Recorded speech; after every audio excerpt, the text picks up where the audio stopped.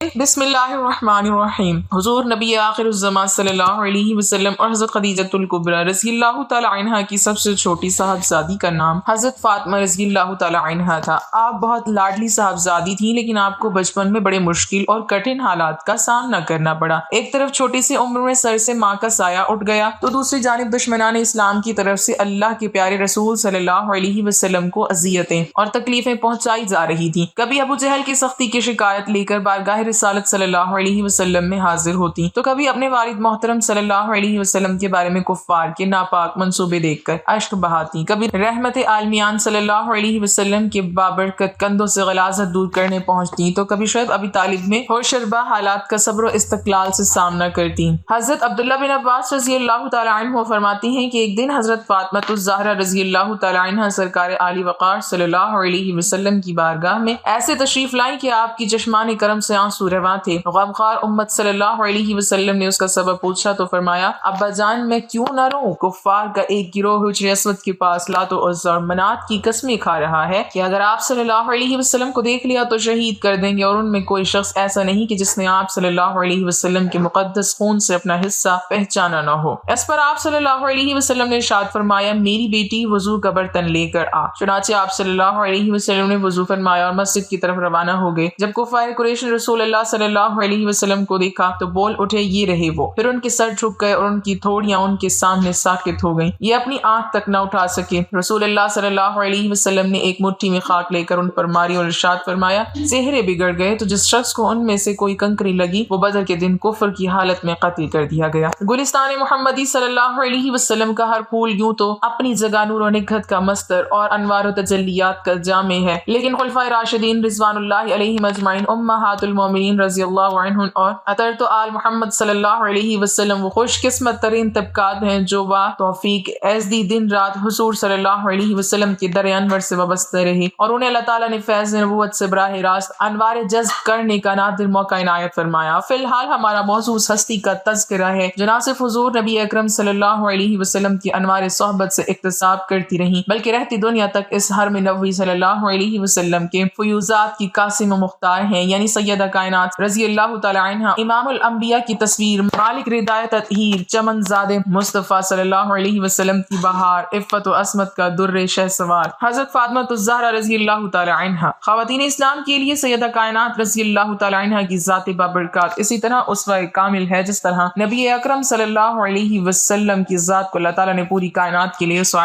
حسنہ قرار دیا ہے۔ آپ تسلیم و رضا کی کھیتی کا حاصل اور مسلمان ماؤں کے لیے مکمل اور اعلیٰ ترین نمونہ ہیں۔ دختران اسلام پر شعبہ زندگی میں اپنے آپ کو حضرت سیدہ فاطمہ الزہرا رضی اللہ تعالی عنہا کی حیات مقدسہ کے آئینے میں دیکھیں تو ایک مثالی بیٹی، بہن، بیوی اور ماں کی خصوصیات درجہ کمال پر ملتی ہیں۔ شہزادی کونین اور شمع شبستان حرم نبی صلی اللہ علیہ وسلم حضرت فاطمہ الزہرا رضی اللہ تعالی عنہا کی پاکیزہ سیرت اور حیات طیبہ ہر دور کی مسلمان خواتین کے لیے ہر لحاظ سے نمونہ کمال اور واجب الاتباع ہے، لہٰذا آپ رضی اللہ تعالی عنہا کی حیات مقدسہ سے روشنی کشید کر کے موجودہ دور کی خواتین کو واضح نمونہ عمل دکھانا وقت کی اہم ترین دینی ضرورت ہے۔ اس لیے کہ ہر خاتون اگر وہ معاشرے میں نیکی، بھلائی اور حسن عمل کے نقوش چھوڑنا چاہتی ہے تو اس کے لیے اپنی پوری زندگی کو نبی آخر الزمان صلی اللہ علیہ وسلم کے گھر میں پروان چڑھنے والے اسوہ زہرا رضی اللہ تعالی عنہا میں ڈھالے بغیر کامیابی ممکن نہیں۔ شہزادی کونین حضرت سیدہ فاطمہ الزہرا رضی اللہ تعالی عنہا بعثت نبی صلی اللہ علیہ وسلم کے وقت 5 سال کی تھی۔ اس عمر میں بالعموم ہر بچہ خارجی حالات و واقعات کا شعور رکھتا ہے، گویا فاران کی چوٹیوں سے چمکنے والا آفتاب نبوت جس کی کرنوں نے پوری انسانیت کو یکسر بدل کے رکھ دیا، اس کی پہلی جھلک سے مستفیض ہونے والے چند خوش قسمت نفوس میں آپ رضی اللہ تعالی عنہا بھی شامل تھیں۔ نبی اکرم صلی اللہ علیہ وسلم جب غار حرا سے کئی دنوں بعد لوٹتے ہوں گے تو یقیناً ننھی سیدہ دوڑ کر دروازے پر آپ صلی اللہ علیہ وسلم کا استقبال کرتی ہوں گی، اور سرور کائنات صلی اللہ علیہ وسلم لپک کر ان کو اپنے منور سینے سے لگاتے ہوں گے۔ یوں ابتدائی وحی اور اس کی جملہ کیفیات نہ صرف آپ نے ملاحظہ فرمائی بلکہ تجلیات الہیہ کو بالواسطہ جذب کرنے کا موقع بھی ملتا رہا۔ نیز اسلام کی خاتون اول حضرت سیدہ خدیجۃ الکبریٰ رضی اللہ تعالی عنہا کی تربیت نے بھی آپ کی زندگی پر گہرے اثرات ثبت کیے۔ حضرت سیدہ عائشہ صدیقہ رضی اللہ تعالی عنہا سے مروی ہے، آپ فرماتی ہیں، میں نے فاطمہ رضی اللہ تعالی عنہا سے بڑھ کر روزمرہ زندگی کے معمولات میں حضور نبی کریم صلی اللہ علیہ وسلم سے مشابہ کسی کو نہیں پایا۔ مراد یہ ہے کہ حضرت سیدہ فاطمہ الزہرا رضی اللہ تعالی عنہ اپنے اخلاق، ذات و صفات، عبادت و اطاعت اور قول و فعل میں رسول خدا صلی اللہ علیہ وسلم کے ساتھ سب سے زیادہ مشابہ تھیں۔ ایسا کیوں نہ ہوتا؟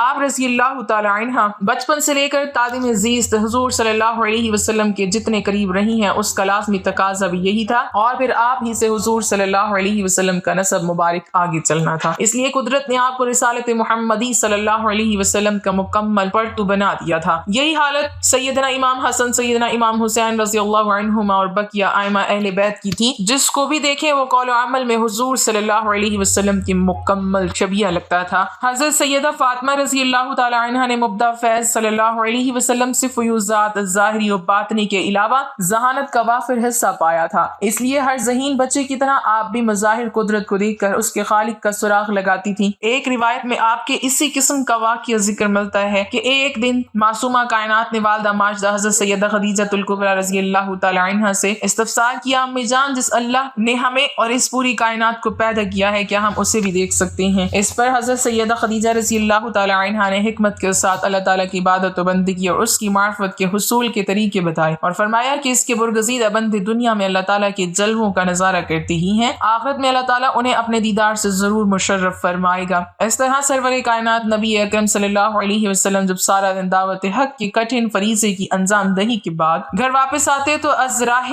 شفقت حضرت سیدہ رضی اللہ تعالی عنہا کو معرفت دین پر مبنی باتیں بتاتے جنہیں وہ خدا داد ذہانت کے سبب منو ان یاد کر لیتی اور والدہ محترمہ کے پوچھنے پر انہیں سنا بھی دیتی۔ یوں آپ نے آغوش نبوت میں علوم و معارف کے دریا اپنے اندر جذب کیے اور فیوز نبوت کی وارث اور مخزن قرار پائیں۔ حضرت سیدہ فاطمہ الزہرا طاہرہ رضی اللہ تعالی عنہا کے بچپن کی سیرت کا تذکرہ ادھورا رہے گا اگر والدین کے ساتھ آپ رضی اللہ تعالی عنہا کی کیفیت محبت و اطاعت کی جھلک نہ دکھائی جائے۔ واقعہ یہ ہے کہ سید دو عالم نبی اکرم صلی اللہ علیہ وسلم کی نوری نظر اور لخت جگر ہونے کے ناطے جملہ صفات قدرتی طور پر آپ کی شخصیت مطہرہ کا جزوی لا ينفع تھی۔ اس لیے والدین کی اطاعت جیسی طبی فطری صفت اور اس تعلق محبت کی کیفیت کا اندازہ لگانا ہمارے فہم و ادراک سے ماورا ہے۔ حضرت سیدنا ابراہیم علیہ السلام کے فیض نظر نے جس طرح حضرت سیدنا اسماعیل علیہ السلام کو کم سنی میں آداب فرزندی سکھا دیے اور وہ پدر بزرگوار کے اشارے پر اپنا سر تن سے جدا کروانے کے لیے تیار ہو گئے، تو محبوب خدا سید الانبیاء صلی اللہ علیہ وسلم کے فیضان نظر سے حضرت سیدہ فاطمہ الزہرا رضی اللہ تعالی عنہا کو کس قدر اعلیٰ اور پاکیزہ آداب سے آراستہ کیا ہوگا، اس کی گہرائی تک ہمارے تصورات کی رسائی کیسے ممکن ہے کہ اسے ہم الفاظ کا جامہ پہنا سکیں۔ اس کی ایک جھلک دیکھنی ہو تو حضرت سیدنا امام حسن، حضرت سیدنا امام حسین رضی اللہ عنہما کی سیرت و کردار اور دین کی خاطر ان کی قربانیوں کا اندازہ دیکھا جا سکتا ہے۔ یہ اسی فیضان نظر کی کرشمے تھے کہ کربلا کے ریگزاروں سے لے کر اطراف و اکناف عالم میں آج تک حضرت سیدہ فاطمہ رضی اللہ تعالی عنہا کے نسبی فرزندوں کی قربانیوں کا لازوال سلسلہ جاری و ساری ہے۔ گھر معاشرتی زندگی میں امن و سکون اور اعتدال و توازن قائم رکھنے کے لیے بنیادی عقائد کی حیثیت رکھتا ہے، اس لیے اس اہم ترین محاذ کو اسلام نے بہت سنجیدگی سے لیا ہے۔ بلکہ اگر یہ کہا جائے کہ ایک صالح مسلمان خاتون کی صالحت، قابلیت اور وقار کا دار و مدار اس کی گھریلو ذمہ داریوں میں عمدہ عہدہ برآں ہونے سے مشروط کر دیا گیا ہے تو یہ غلط نہ ہوگا۔ دوسرے معنوں میں گھر اسلامی معاشرے کا وہ اہم مورچہ ہے جہاں بیٹھ کر عورت اپنا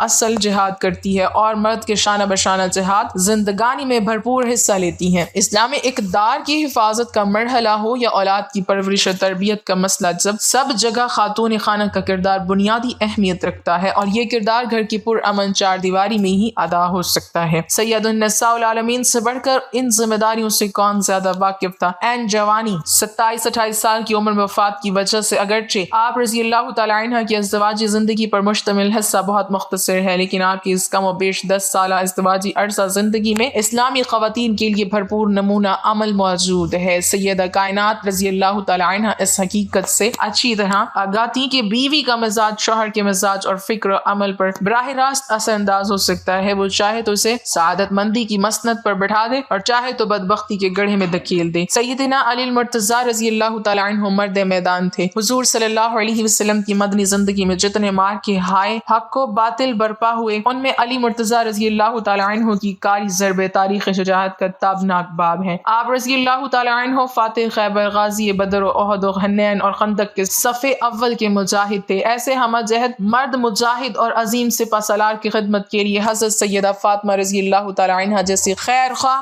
محب و مخلص اور بہادر زوجہ قدرت کا اپنا انتخاب تھا۔ حضرت سیدہ زہرا رضی اللہ تعالیٰ عنہ نے شوہر نامدار کی جہادی زندگی میں بھرپور معاونت فرمائی، انہیں گھریلو کاموں میں فراغت اور بے فکری مہیا کی۔ سارا دن تیغ و تفنگ سے تھکے ماندے حضرت علی رضی اللہ تعالیٰ عنہ جب گھر واپس آتے تو سیدہ رضی اللہ تعالیٰ عنہ سو جان سے ان کی خدمت بجا لاتی، ان سے جنگ کے واقعات سن کر ایمان تازہ کرتی اور ان کی شجاعت کی داد بھی دیتی، زخموں کی مرہم پٹی کرتی، خون آلود تلوار اور لباس کو اپنے ہاتھوں سے صاف کرتی، یوں یہ پیکر جرت و شجاعت تازہ دم ہو کر اگلے معرکے کے لیے کمر بستہ ہو جاتے۔ جی ہاں، یہی جذبہ مسلمان بیوی کا طرح امتیاز ہے۔ وہ شوہر کی صلاحیت، وقت اور اس کی جان و مال کو اپنی ملکیت نہیں بلکہ اللہ کی امانت سمجھتی ہے اور اس کی صلاحیتوں کو دین کی سربلندی میں صرف کر دینے پر اسے ابھارتی ہے۔ ماں اولاد کے لیے وہ نعمت عظمیٰ اور انعام خداوندی ہے جس کی دنیا میں کوئی مثال ہے نہ بدل۔ ماں دنیا میں اولاد کے لیے جنت الفردوس کا شجر سایہ دار ہے۔ مختصر یوں کہ ایثار و خلوص کی انتہائی بلندیوں اور مہر و وفا کی اتھاہ گہرائیوں کا نام ماں ہے۔ ماں اگر حضرت فاطمہ رضی اللہ تعالی عنہا جیسے کردار کی مالکہ ہوگی تو پھر سیدنا حسن حسین رضی اللہ عنہما اور سیدہ زینب رضی اللہ تعالی عنہا جیسی مجاہد اور بہادر اولاد پیدا ہوگی جو وقت کی پکار پر طاغوتی سازشوں اور یزیدیوں کے مقابلے میں اپنے خون کا ہدیہ دے کر دین کے شجر کو سرسبز و شاداب رکھے گی۔ یہی آغوش مادر تھی جس کے پروردہ جگر گوشہ امامت کے فرائض سر انجام دیتے رہے۔ کسی یونیورسٹی سے فارغ التحصیل ہونے والا صرف علم سے آشنا ہوتا ہے، جبکہ آغوش مادر کا کردار یہ ہے کہ یہاں سے فارغ ہونے والا علم کے ساتھ ساتھ عملی اور تربیتی پہلوؤں سے مزین ہوتا ہے۔ حضرت فاطمہ جیسی ماں نے اولاد کی تربیت کا جو سبق دیا ہے کون دے گا؟ جہاں فکر اور زہد و عبادت کی انتہا ہو جاتی ہے وہاں اس مامتا کی تربیت کی پروردہ سادات کی ابتدا ہوتی ہے۔ حضرت امام حسن رضی اللہ تعالیٰ عنہ فرماتے ہیں کہ ہماری والدہ ماجدہ پوری رات عبادت میں گزار دیتی اور دعا مانگتے ہوئے اپنا نام بھی نہ لیتی۔ یہ ہے خود غرضی سے پاک خالص رضا الہی کی خاطر عبادت کی عملی تربیت۔ جب حضرت سیدہ فاطمہ رضی اللہ تعالیٰ عنہ سے پوچھا گیا کہ عورت کا پردہ کیا ہے تو آپ رضی اللہ تعالیٰ عنہ نے فرمایا کہ نہ کوئی نامحرم مرد اسے دیکھ سکے اور نہ وہ کسی غیر محرم کو دیکھے، لہٰذا عورت وہی کہلائے گی جو حیا کے پردے میں مستور ہوگی۔ اللہ تعالیٰ نے قرآن حکیم کی سورۃ الفتح میں حضور اکرم صلی اللہ علیہ وسلم کی عام صحابہ رضوان اللہ علیہم اجمعین کے صفات بیان فرمائی ہیں کہ وہ اہل کفر کے لیے سخت ہیں، اہل ایمان کے لیے پیکر رحمت و شفقت ہیں اور ان کی پیشانیوں میں سجدوں کی کثرت کی واضح علامت ہے، یعنی ان کے شب و روز حالت رکوع و سجود میں اور رضا الہی کی طلب میں گزرتے ہیں۔ صاف ظاہر ہے کہ حضرت علی مرتضیٰ رضی اللہ تعالی عنہ کا مقام و منصب اس بات کا متقاضی تھا کہ وہ ان صفات عالیہ میں عام صحابہ اکرام رضی اللہ عنہم سے بڑھ چڑھ کر اپنی قربت اور خصوصیت کا ثبوت فراہم کرتے۔ تاریخ گواہ ہے کہ حضرت علی رضی اللہ تعالی عنہ نے عملاً ایسا کر کے دکھایا۔ آپ بچپن سے فیضان نبوت اور رسالت کے براہ راست امین تھے، عارف کامل اور زہد شب زندہ دار تھی۔ ان کے پیش نظر اللہ تعالیٰ کی رضا اور خوشنودی تھی۔ حضرت سیدہ فاطمہ الزہرا رضی اللہ تعالی عنہ کی شخصیت مطہرہ پر بھی